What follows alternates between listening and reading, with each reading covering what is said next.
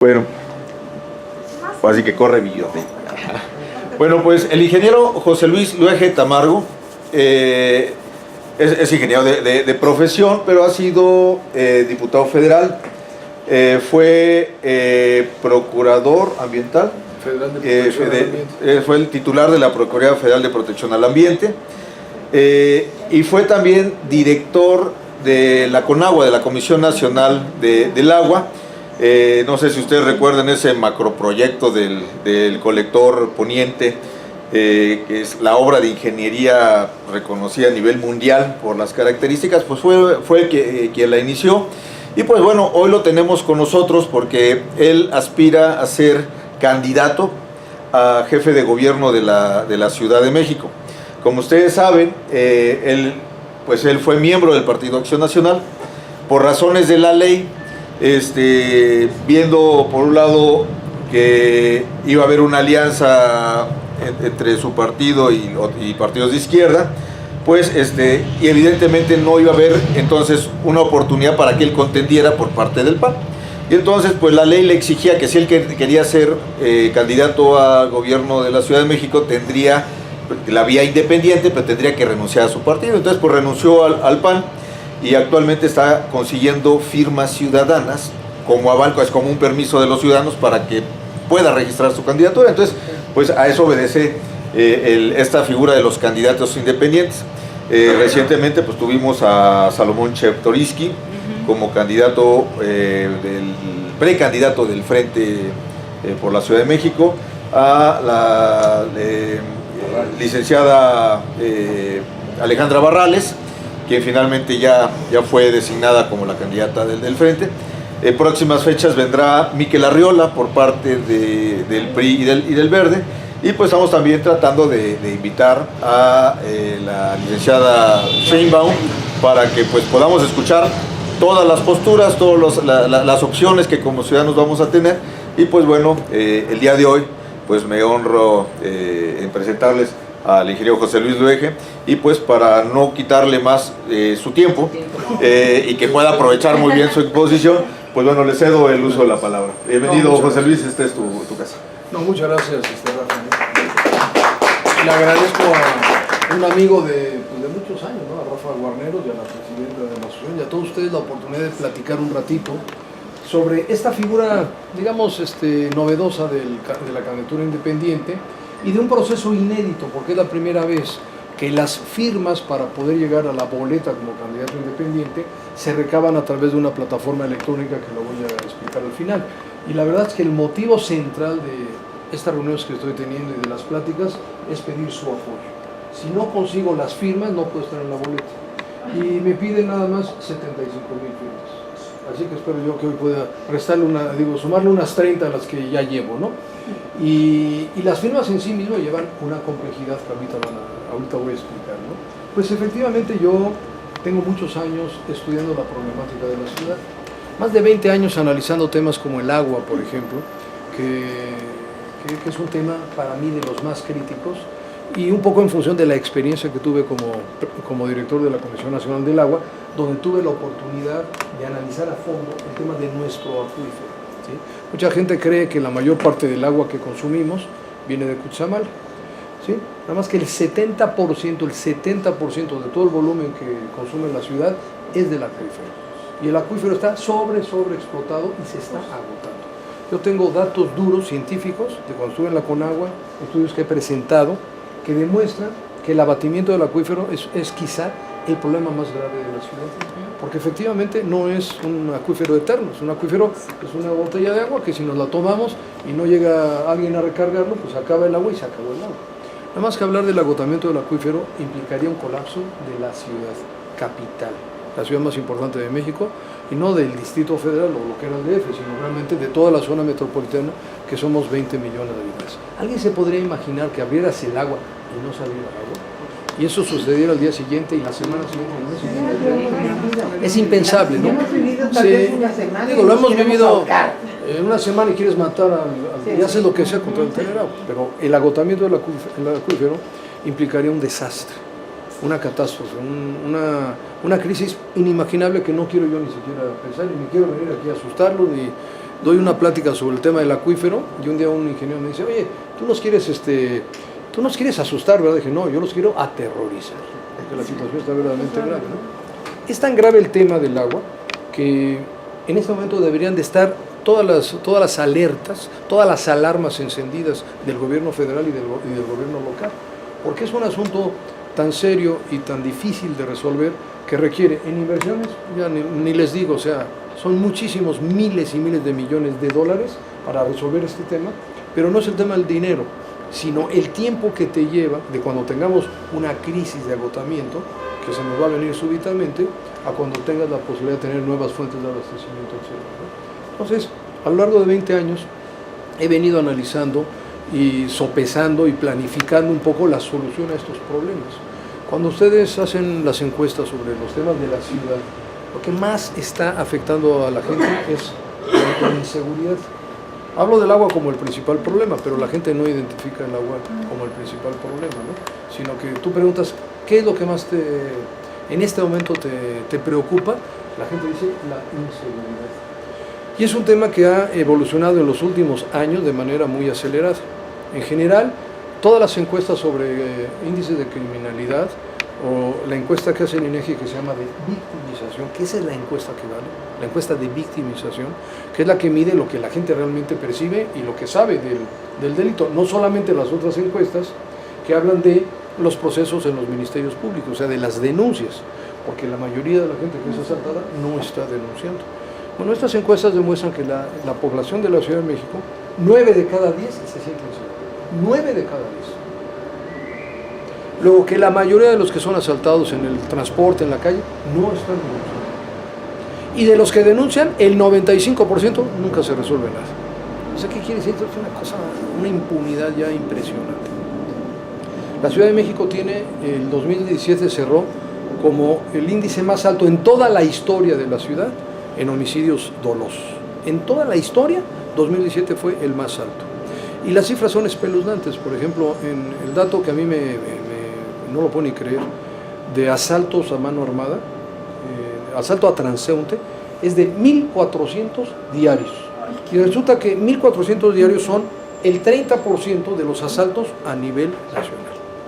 Es lo que más está doliendo a los ciudadanos en la capital, ¿no? Y ya no es temor, digamos, ese temor que sentíamos todos, cuando se va el hijo o la hija, salen al antro, o se van con la novia, el novio, uno se queda ya no atemorizado, nos quedamos angustias, estamos viviendo en angustia, ¿no? Y todo lo que hemos estudiado con un grupo de expertos que me apoya, pues es muy grave, porque miren, por ejemplo, los ministerios públicos, hay que ponerles una bomba y hacerlos nuevos, realmente renovar a la mayor parte del plantel de abogados y de profesionistas de la Procuraduría del DF, de lo que era del DF, y convertir una nueva fiscalía, completamente renovada, pero totalmente renovada.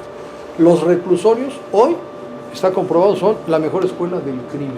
No sé si ustedes vieron unos documentales de Ciro Gómez Leiva, que es, Ciro Gómez Leiva es, ay, se me fue ahorita, ¿qué canal sale? ¿103? ¿Qué es? Imagen. Bueno, Ciro, no sé cómo lo consiguió, se metió a uno de los reclusorios, exactamente, y entonces se metió a un reclusorio con cámaras ahí ocultas, y estaban una serie de reclusos con teléfonos celulares, haciendo llamadas, imitando voces, no sé si lo vieron, ¿no? Entonces haciendo como una niña que llora, mamá, papá, etcétera, ¿no? Entonces la extorsión, el secuestro, el robo, está dirigido desde el reclusorio, y ahí descaradamente, cínicamente, ¿no? ¿Cómo es posible, no? Yo, dentro de la plataforma que estoy planteando, estoy desarrollando, le llamo yo, proyectos emblemáticos, algunos muy simples como este que les voy a decir. Yo así lo aseguro, el primer día que esté en la jefatura de gobierno, obviamente lo planificaré de cuando ganemos a cuando tome posesión, no podrá haber comunicación celular del interior de los reclusos hacia afuera. No, a mí no me importa cómo metieron o si tienen celulares los reclusos, no podrán usar un celular. El recluso tendrá que hablar de un teléfono fijo, de acuerdo a un protocolo de seguridad y de acuerdo a los protocolos de derechos humanos, y punto, ¿verdad? Pero no de celulares. ¿Por qué? Porque tecnológicamente eso es completamente viable.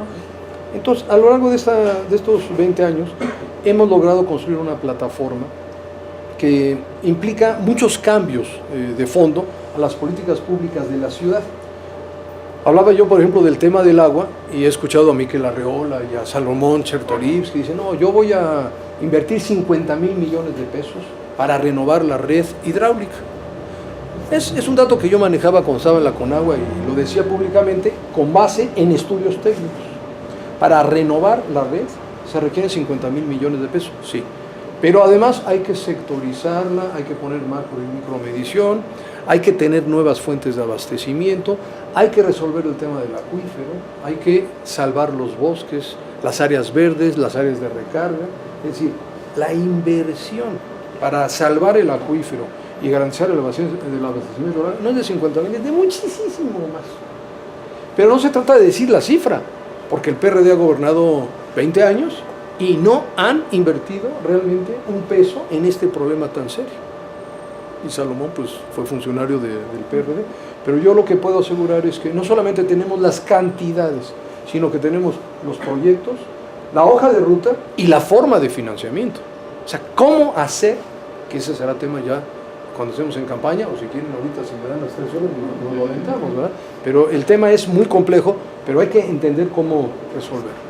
El otro problema que venía a comentarles hoy, desde luego el agua para mí es el tema más preocupante, y la inseguridad el tema que más le está doliendo a la ciudadanía.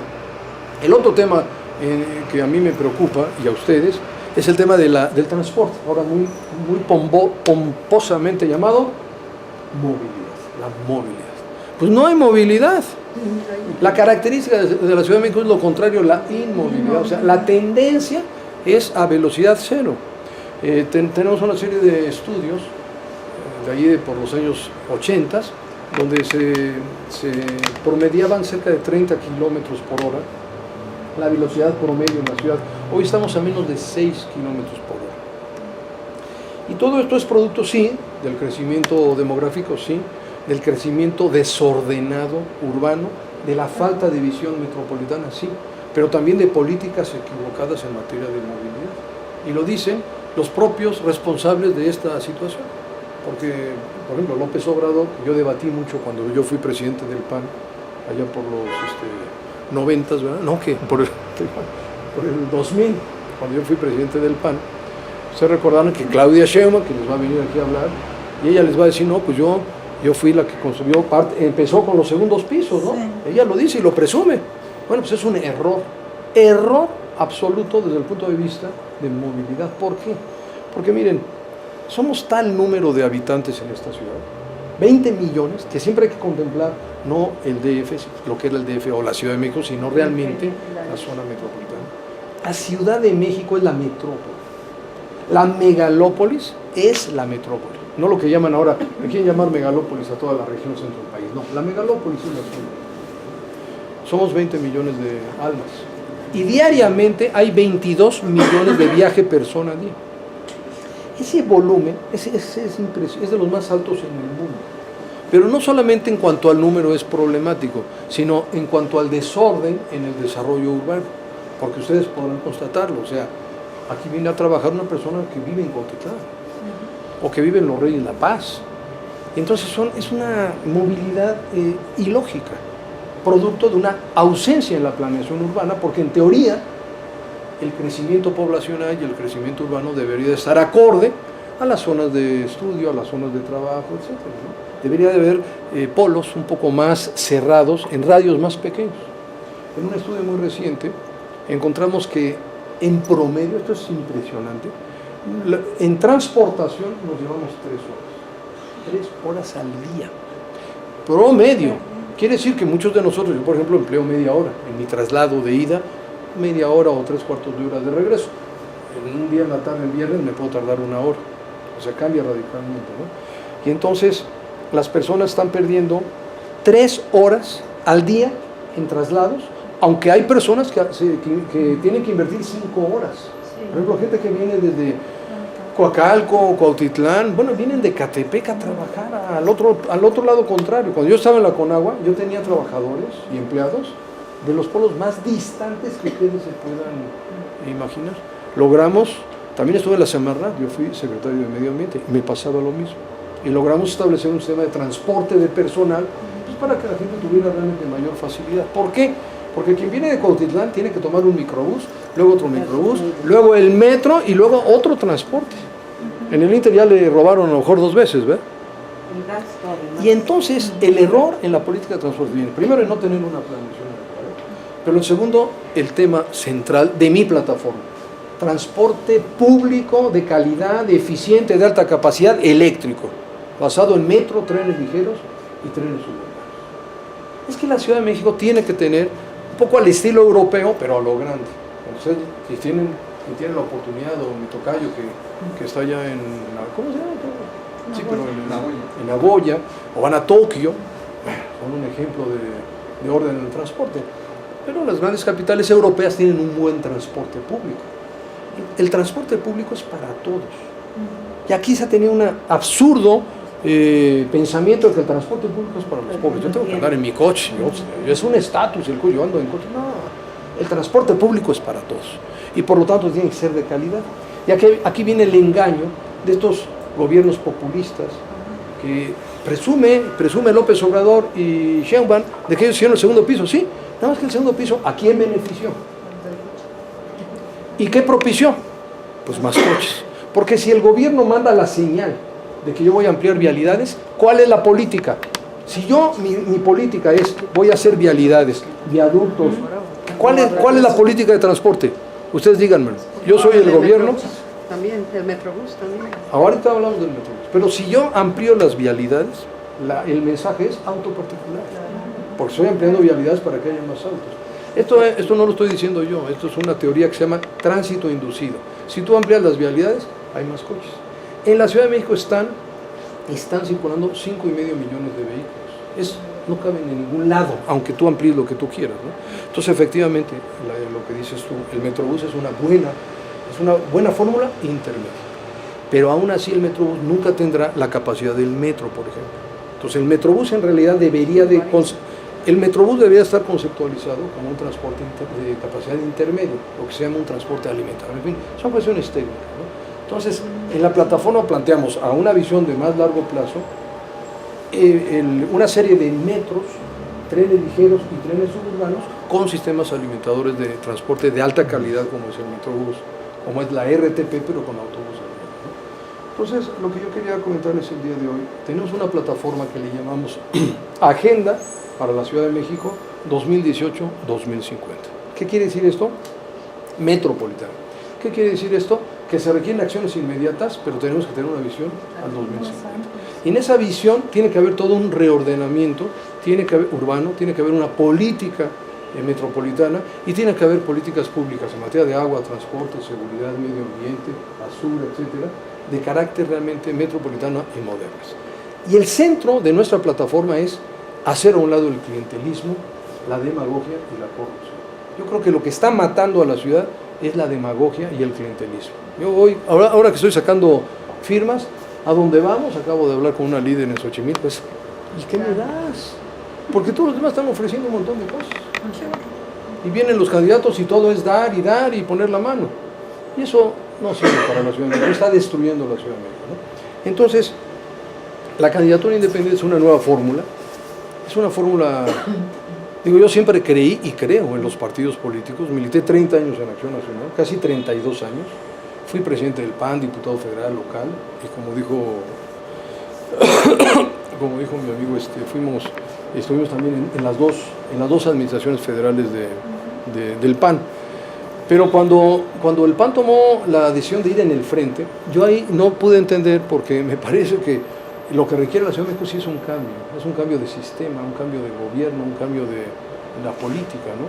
Y ese cambio tiene que ser con mucha mayor participación ciudadana. Yo creo que lo que ustedes hacen, lo que Guarneros organiza junto contigo y con ustedes, o sea, la participación ciudadana es lo que requiere esta ciudad, que la gente sea mucho más involucrada. Entonces, lo que yo estoy pidiendo es su firma, no su voto. A la firma para que yo pueda estar en la boleta electoral. Y la firma es ahora a través de una aplicación. Hace 3 años que hubo independientes. ¿Tú no fuiste candidato independiente? No. Bueno, cuando hace 3 años hubo ya alguna candidatura independiente, La o de fue para la Arne, Constitución, perdón. La de Arne para delegado.